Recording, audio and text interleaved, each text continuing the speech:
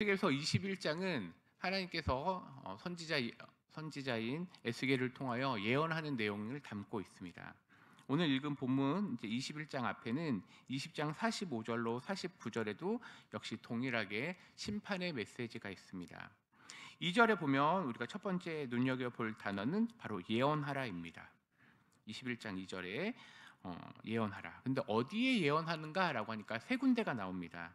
21장 2절에 보니까 너는 얼굴을 예루살렘을 향하여 또 성소를 향하여 또 이스라엘 땅에게 예언하라고 되어 있습니다. 이들은 분명 바벨론 땅에서 있는데 지금 이곳을 향해서 예언하라고 되어 있습니다. 근데 이와 같은 흐름이 앞서 20장 46절에도 동일합니다. 20장 46절 제가 읽겠습니다. 인자야 너는 얼굴을 남으로 향하라. 남으로 향하여 소리내어 남쪽의 숲을 쳐서 예언하라입니다. 즉 앞에서도 지금 동일하게 세 군데 남쪽을 향해서 향해라 예언하라라고 되어 있고 21장 2절에도 예언하라고 되어 있습니다. 또 읽지는 않았지만 9절에 보면 이렇게 되어 있습니다. 인자야 너는 예언하여 여호와의 말씀을 이같이 말하라. 칼이여 칼이여 날카롭고도 빛나도다고 되어 있습니다. 또 14절에도 그러므로 인자야 너는 예언하며라고 되어 있습니다. 분명히 하나님께서는 자신이 말씀을 하시고 선지자 에스겔을 통하여 여러 메시지를 지금 보내고 있는데 특별히 예언하라라고 하는 것을 보게 됩니다. 이것은 반드시 심판이 임하겠다라고 하는 하나님의 확신 가운데 예언을 통해서 즉 예언이라고 하는 과정을 통해서 하나님의 뜻과 말씀을 전하라고 합니다.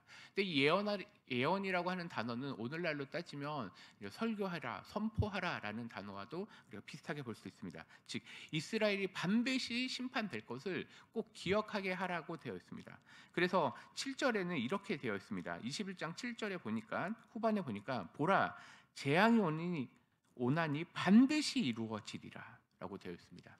그러니까 이게 지금 세 번 네 번 정도 예언하라 즉 선포하라 선언하라라고 하는 말씀을 통해서 하나님께서 반드시 이스라엘을 심판하시겠다라고 하는 겁니다. 근데 그 이유에 대해서는 에스겔 전체적으로 이스라엘의 우상 숭배뿐만 아니라 율례와 규례, 그리고 하나님의 말씀을 따르지 아니하는 것들이 보여지고 있습니다. 그래서 이러한 심판의 모습이 어떤 것인가라고 하였을 때 에스겔서 20장은 불이라고 하는 단어가 나옵니다. 불을 통해서 심판하겠다. 근데 21장은 이 불이라는 단어가 구체적으로 무엇인가라고 하면 칼이라고 하는 뜻으로 나타납니다. 3절에 보면 이렇게 되어 있습니다. 이스라엘 땅에게 이르기를 여호와의 말씀에 내가 너를 대적하여 내 칼을 칼집에서 빼어 의인과 악인을 내게서 끊을지라. 이제 두 번째 우리가 기억할 단어는 바로 끊을지라입니다. 또 4절에 보면 내가 의인과 악인을 내게서 끊을 터이므로 내 칼을 칼집에서 빼어 모든 육체를 남에서 북까지 치리니라고 되어 있습니다. 하나님께서 지금 멀리 바벨론 땅에서 이스라엘을 향해서 심판을 하시는데 칼과 칼집에 대한 이야기를 하면서 반드시 끊을 것이라고 하는 내게서 끊을 것이라고 되어 있습니다.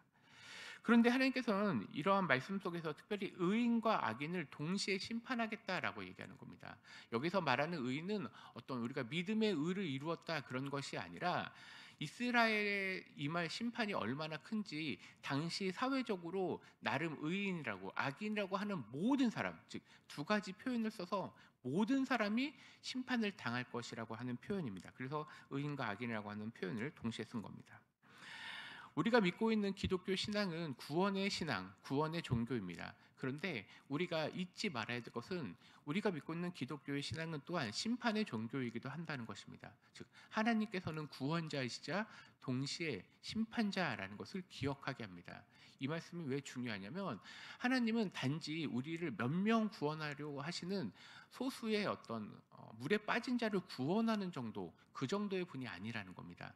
하나님은 만물을 주관하시는 분이신데 모든 사람이 심판당에 마땅하지만 그 중에 일부를 구원하시는 것이고 하나님께서는 또한 하나님 말씀에 순종하지 않은 이 세대와 또 만물을 향해서 심판하실 수 있는 권한이 있음을 또한 기억하게 합니다.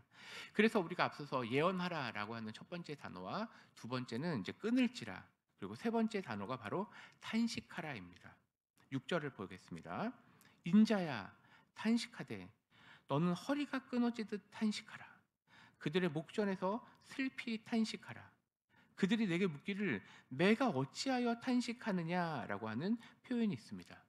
이것은 앞서 얘기했던 반드시 심판이 이루어질 것에 대해서 탄식하라고 되어 있습니다. 에스겔의 예언은 어떤 공적인 어떤 기쁨을 선언하는 것이 아니라 슬픔과 애통함을 선언하는 자입니다. 에스겔의 사명은 무엇이냐면 사람의 마음을 아프게 하는 거였습니다. 왜냐하면 하나님 앞에 선다는 것은 죄 가운데 우리가 하나님 앞에 나아가는 것이고요. 또한 이스라엘의 심판이 우리들의 죄, 즉 이스라엘의 죄 때문에 임한다라고 하는 것을 선언해야 되기 때문입니다. 설교자의 이러한 공적인 슬픔과 이러한 아픔, 탄식은 결국은 이스라엘 전체로 퍼져야 되는데 그렇지 못했습니다. 그래서 그가 말하는 탄식함, 하나님께서 이스라엘을 통해서 에스겔에게 말씀하는 그 탄식함은 결국은 그 당시 하나님의 마음을 나타내는 것입니다. 즉 에스겔의 그 탄식하라라고 하는 것은 하나님 마음의 애통함이 있습니다. 우리가 팔복의 말씀을 들어보면 마태복음 5장 4절을 보면 애통하는 자는 위로를 받는다라고 하는데 그러한 위로는 단지 사람이 주는 것이 아니라 하나님께서 반드시 심판하고 이후에 다른 누군가가 아니라 하나님께서 구원하실 것을 기대하는, 그래서 그곳 가운데 위로를 받는다라고 하는 선언입니다. 우리는 이렇게 탄식의 실천 속에서 우리가 혹시 놓치고 있는 신앙은 무엇인가라고 할 때 오늘날 우리는 공적인 슬픔을 표현하는 이 애통함의 신학이 없다는 겁니다.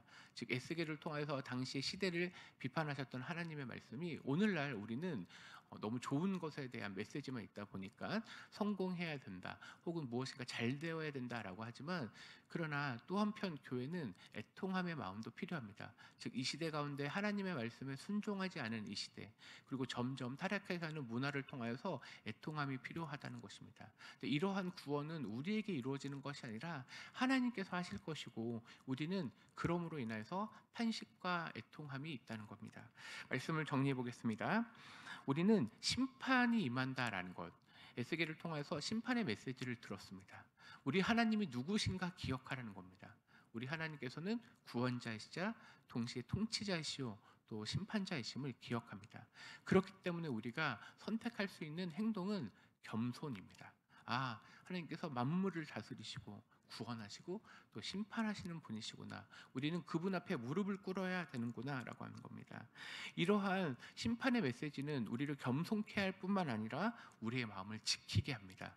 우리가 죄악 가운데 뛰어가고 싶은 우리의 그 깊은 욕망을 더욱더 걷어버리고, 또 모두가 기쁨과 성공에 대해서 얘기할 때도 분명히 우리 가운데는 아픔이 있다는 것, 즉 그러므로 인하여서 우리가 마음을 지키게 하십니다.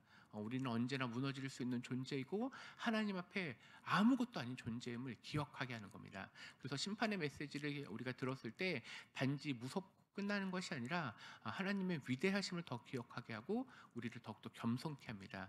오늘 하루 우리가 살아갈 때 하나님 앞에 더욱더 무릎 꿇고 또 하나님께서 우리의 삶을 이끌어 가시는 분, 그래서 우리의 마음을 지키는 오늘 하루가 되기를 간절히 소망합니다.